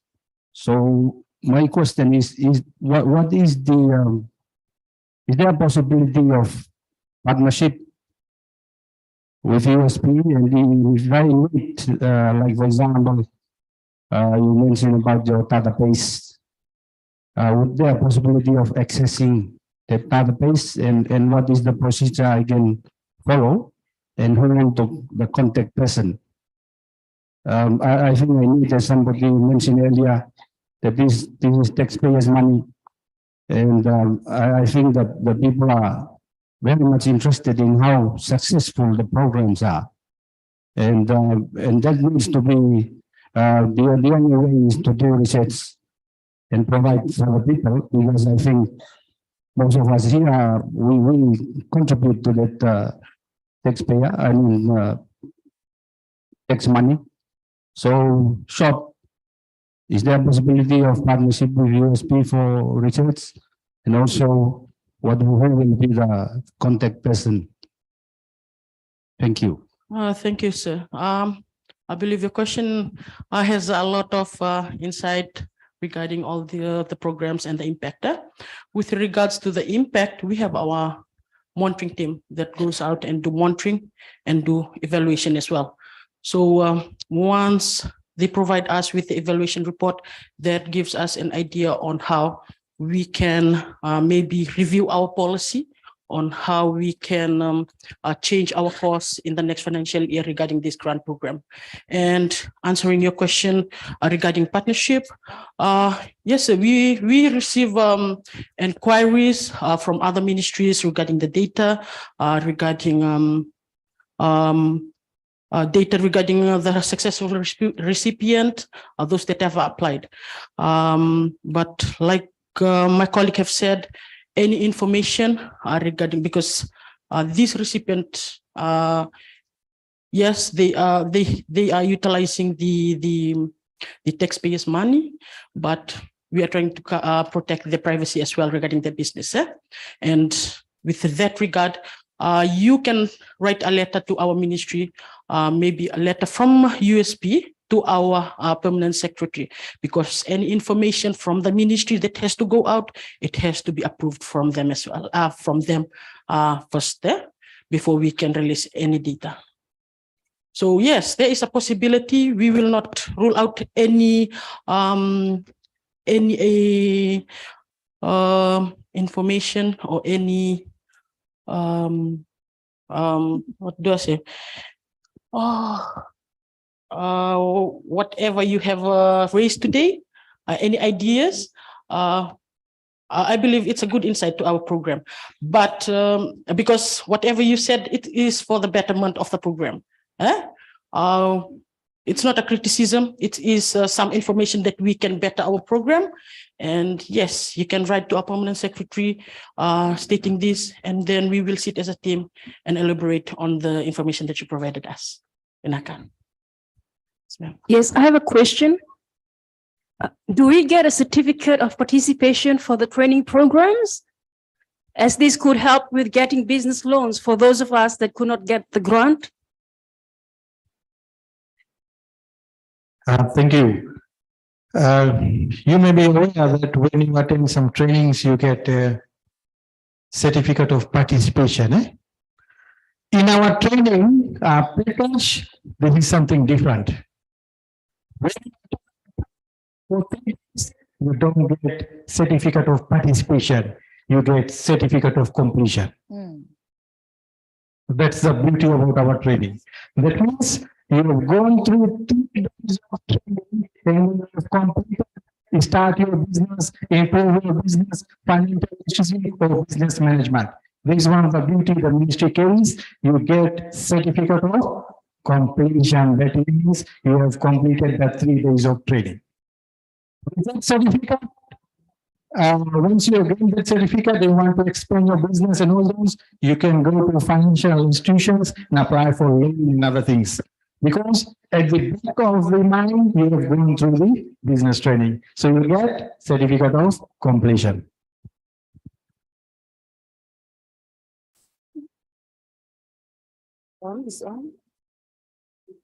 Yeah, sorry, ma'am. My question is to you, ma'am. The gentleman asked a question about if he applied for the YES grant and then later on apply for the export one. So you said yes, after 3 years, depending on whether you will assess that the business is growing. But then I thought about the lady on the other side who has a pastry business. She said if she could apply again for the 500, and you said she couldn't. Could you explain why the difference is there? Okay, that's a good question. For the lady, that's the same program. That's the same grant program.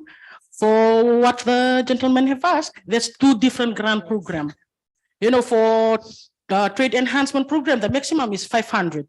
So you start off your business, you cannot keep on applying for a 500 because you have started off your business, you try to grow it for 3 years. And then when you move on, you can acquire for a better grant program, which is worth 100,000, maximum of 100,000. Set? Hello, ma'am. This is a question for you.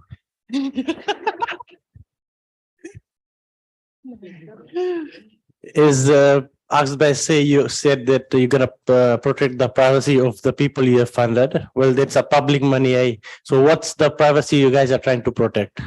Okay. Actually, that's the whole reason. Not actual. Sorry, we don't. The privacy of the business is the business idea of that business. But we just want to know the business name, not the ideas, Yes, we are okay, sir. When we give out, when we hand over when we hand over their grant, we do an official handover with the recipient and our honorable minister to congratulate, and that way we are able to show it to the public that this person, we give a brief background of the business, what they do, just a brief background. And for more information, you can just, we usually copy their business business name on social media for more insight regarding their business. Hopefully that answer your questions. Okay, that's fine. Okay, I want to say something. Can I have a chance to speak, please? Yes. I'm holding my mic for more than 10 minutes. Well, this is for public. I started my business in 2000. I registered in an ROC under companies that's in 2018. After that, I tried to start it in 19, but that COVID hit me up. So I was holding that up. I said that, okay, I'll start it up. And then the seedlings, after that COVID thing, the seedlings were spreading out from government to plant, right? I started from that seedling, actually. I collected all the seedling which was embezzled from the government. It was a pile of it. I cleaned my area where I started with my land. I built my own house on my own. And so that was the starting of point where people said that government hasn't done anything. Government has started for you to use your skills on, and which I used my skill. I'm not a farmer, but I started with that cropping, that seed. And I started with my, that government started with the seedling. And then after that, I started selling my products in 2 months. Cabbage was the first thing which I sell, and dhania. I was doing, my sale was $80 per day in my car. I opened it in front Budi South Road. I enter even Budi Road, even Bob's store. I sell every day. I make $80 to $100. from there. Then after COVID was going in, I registered my business under retail, wholesaling of clothing and textiles. That was Indian wares, which I imported from India. But I couldn't start from that day. But I'm currently doing it 3 years now. I've got a shop which was in flea market. I just closed it out, and now I'm operating from beside Max Value in 9 miles. In addition, I would say that it's a skill, it's a potential of being a positive thinker. We should move ahead. I started off nothing. I'm a single mother. And now I have 5 industrial machines. I'm a tailor. I have a reproductive every day. I do maybe 5 Sulu chambers a day. It would make my day. So the skill is there that everyone has that thing, but you just need to use it on the time. So I just want to encourage that my lady there. She said if the business is falling, my business was stable. I started from nothing, but I had in COVID that strikes that I had a chicken too. I got 10 baby chickens from the neighbor to start something. I had hundreds. I was cutting it, cleaning it, and selling it out, packaged with the people around. Barter system came up. Everything came up in between. I took soil in return of the groceries. 5 sacks of soil, 10 sacks of soil in return to give them groceries. So it's just how you do it. Thank you very much.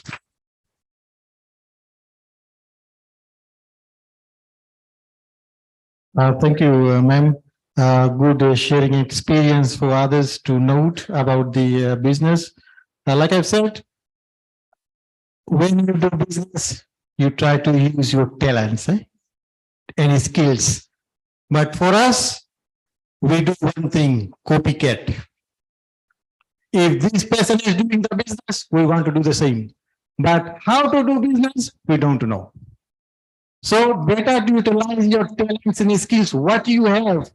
For example, if you have the talent of sewing, you know how to sew, and you want to jump into baking and pastry, but you don't know how to bake bread. So while you can use your talents for this sewing thing and go through trainings for baking and pastry to have another business. I give you an example. When COVID came or COVID strike, there was a lot of canteen open. Have you come across? A lot of canteen, one after the other. While one people saw the opportunity, okay, a lot of people will be doing shopping. The others, they do copycat. If he can open, I can also open. But how to save money, how to buy. Some of the canteens we visited during COVID and after COVID, some of the price was $3.50. The other canteen selling for $3. I don't know how much they buy for. So these are the things like Madam has mentioned. Please utilize your skills and knowledge. Whatever knowledge skills you have, I know people have talents, people have skills. You better utilize and make you a successful business owner. Just one question.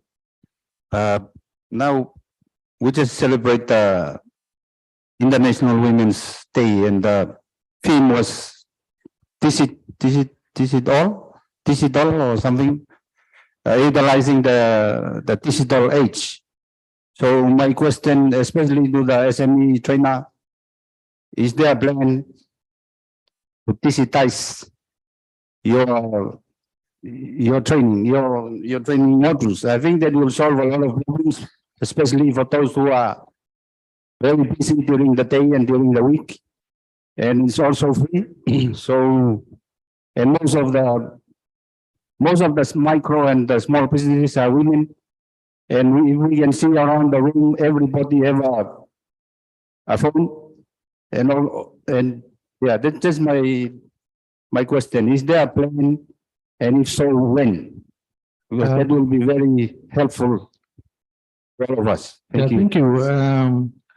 During COVID 2020 and 2021, we did that through Zoom, training through Zoom for our local community via phone or laptop, but mostly through phone. giving business advice and so forth. Yeah, that is possible, and we are looking towards it. We have done 2020 and 2021, and definitely we can do that. Digital platforms for the benefit of other people having come to face and provide trainings to them. But on the same note, if we have a request from the community, we do go to the community and provide, because we feel that by going to the community and conduct training there, we'll be able to get a lot of response in terms of people who have idea but not coming forth.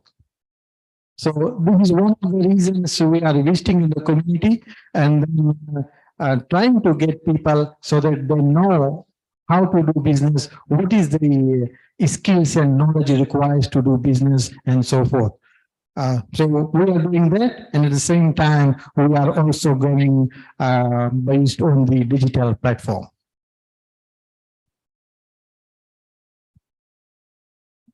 Boleh nak share, ma'am, one question. Firstly,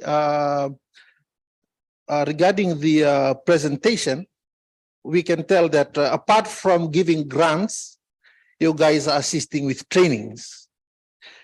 Do you have a plan to try and consolidate FNPF, FIRCA, and MSME in order for us to come in one-stop shop? For now, for somebody to try to open up a business, we first have to go and register with Ministry of Justice, and then walk to Nasese and try to have ourselves a team, and then walk back to Westpac, and when we're up to Westpac, they'll need some FNPF for compliance, and then we walk to FNPF. And then when we come to FIRCA, now they are not allowing for us to come and do the registration manually. We just have to do it digital. And think of Maramini Batulele, coming from Batulele doing the kesa setup, and then coming there without any knowledge of that.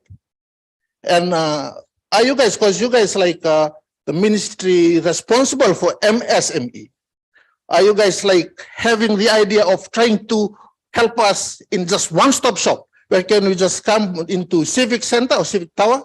Then we'll just meet with one of you guys there, and there's FIRCA people there, and then FNPF people there, and then we can just switch it there. We've learned this week that before, probably the Ratumara's time, Fiji was in the 30-something rank in the ease of doing business. And then I've set our rank now, we are in 102 out of 190. So we are like surpassed the half. And these things falls on you guys, and on what are you guys doing in trying to ease the business. People are coming here, Nama Fiji speaking, coming from Australia probably.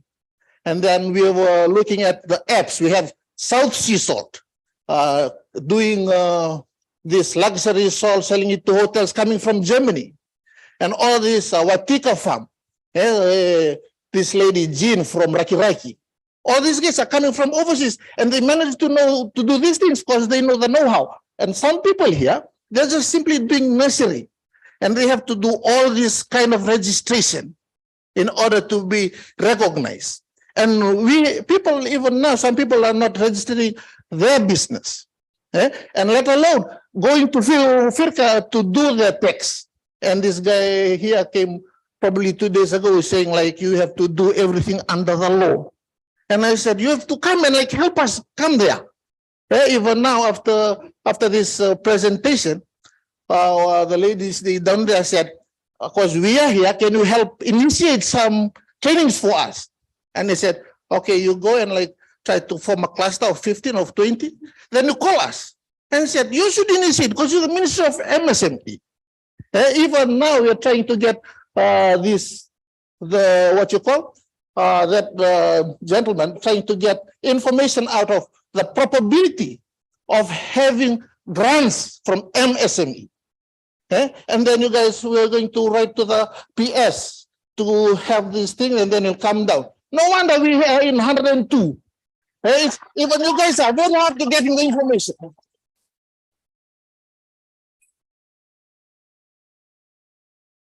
Probably that's my contribution.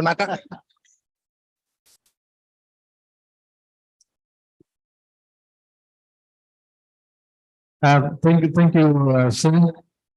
In terms of one-stop shop, we have commenced with our training from last year, and we have the ability, capability, and capacity to do that with Ministry of Justice, FRCS, and FNPF. We can bring these organizations in our office and then in terms of doing business.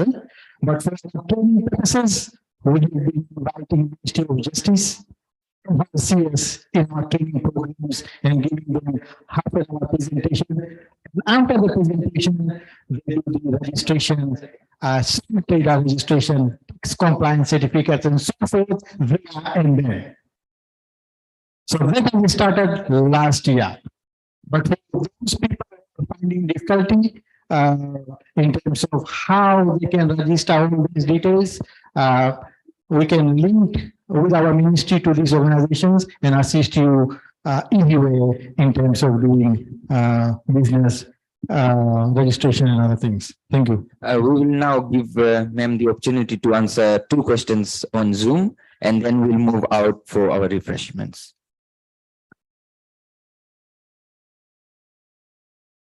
Okay, I will just answer the last 3 questions. I believe from those last 3 questions, one has already been answered. So answering Mia's question, for the yes grant program, it is still open, and yes, you can apply. All you have to do is check all the criteria, the requirements online, and please do apply online. For Sainiana, we have an office in Lautoka. They are located at Rongrongwe Vunda House. We have officers that can assist you with any of the MSME questions, as well as cooperative questions. We have Mr. Kamlesh and Ms. Rusieli who can assist you from our Lautoka office. You guys are asking one question to them. You guys are asking one question for the bank. You can ask. I believe we have taken a lot of your time. One more activity before we break for the day. Half day. Thanks to our facilitator. Out of the presentation that we have done, I will be asking one question. Whoever wants to answer the question has to raise their hand. And we have here one wireless earpod. Nice, yeah? Okay. I will just ask one question from the MSME program. If you are attentive, please do raise your hand. Raise your hand if you know the answer. So the question is, under MSME department, how many grant programs are there in our ministry? Okay. Oh, already. Sorry.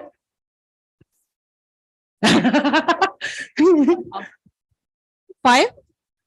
Correct. Thank you. Can you come down and receive your prize for the day? Thank you for listening.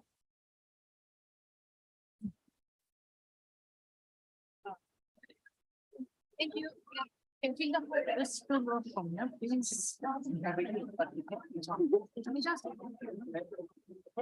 so much. I'll just get you.